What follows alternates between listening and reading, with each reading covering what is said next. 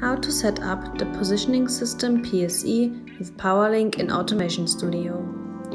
Download the XDD file on our website and open Automation Studio to embed the PSE device. Open the System Designer.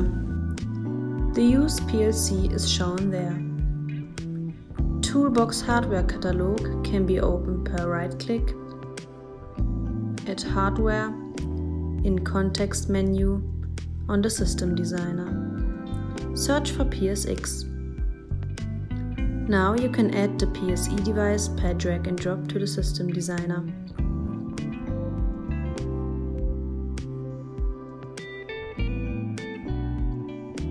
Connect the PowerLink interfaces. Now the PSE is able to communicate with the PLC.